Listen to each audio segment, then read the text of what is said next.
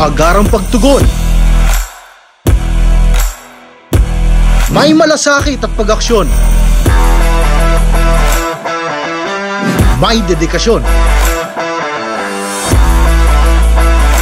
Serbisyo ni Mayor Vicente B. Amante at ng CIO.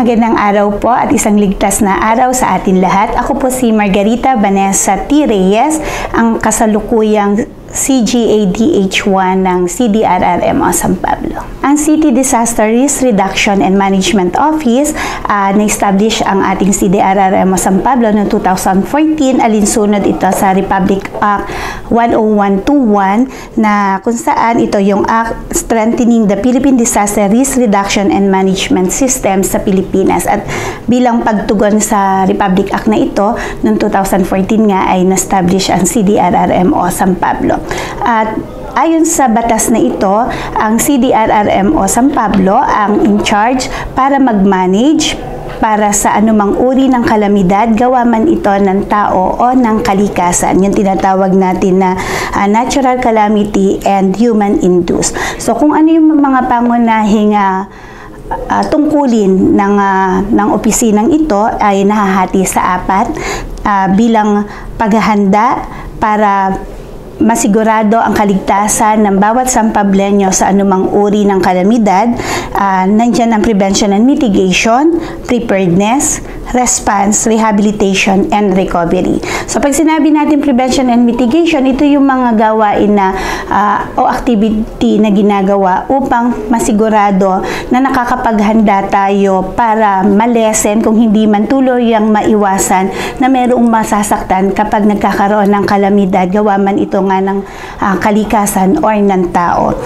Preparedness naman, ito naman yung mga activity na pwede tayo mag-stockpile, mag-train ng mga personnel. Itong dalawang thematic area na ito yung ginagawa natin bago pa dumating yung isang kalamidad. At kapag nandito na yung kalamidad, diyan pumapasok yung response at tayo ay kumikilos para proteksyonan at siguraduhin ligtas yung mga mamamayan sa anumang panganib na mararanasan ng ating lungsod. At kapag natapos na yung insidente, ito naman papasok yung huling thematic area, ito yung rehabilitation and recovery, na kung saan hanggang sa pagbangong muli ng ating mga kababayan, dulot ditong mga naranasan natin na kalamidad, doon naman pumapasok yung mga programa na sila ay matulungang makapagsimulang muli. Ang ating CDRRMO San Pablo ay nahahati sa apat na division. Ito yung Operations and Warning Division, Administration and Training Division, Research and Planning Division, at ang Administrative Division. Itong apat na division na ito yung sumisigurado na yung binabanggit sa Republic Act 10121 ay maiipatupad dito sa ating lungsod. Under ng mga PPAs natin o mga programa natin under ng Operations Operations and Warning Division. Ito yung nagbibigay tayo ng emergency medical services, nagpapangsyon ng CDRRMO 24/7, lalo tigit ang ating Operations and Warning Division. Sila yung nagbibigay ng search and rescue operation at inspection ng hazards and non-hazards areas. Pagdating naman sa ating Administration and Training Division, ito yung ating mga programa ng sa pangunguna ng ating punong lungsod na kung saan nagbibigay tayo ng orientation and disaster preparedness, barangay emergency response training, basic first aid and basic life support, CBDRM training at iba pang mga training and services na related sa DRR. Ang Research and Planning Divisions, ito naman po yung nagbibigay ng serbisyo regarding sa request para sa DRRM related data, kung may kinakailangan mga data and materials, request para sa interview ng study tour ng ating mga kabataan, review and approval ng Barangay Disaster Risk Reduction and Management Plan ng ating mga barangay, BDRRM Plan Formulation, GIS Mapping at Rapid Damage Assessment and Deed Analysis. At ang huli nating division, ito po yung Administrative Division Services. Ito naman po yung sumisigurado na nakakapagbigay ng serbisyo para sa mga kapwa namin empleyado.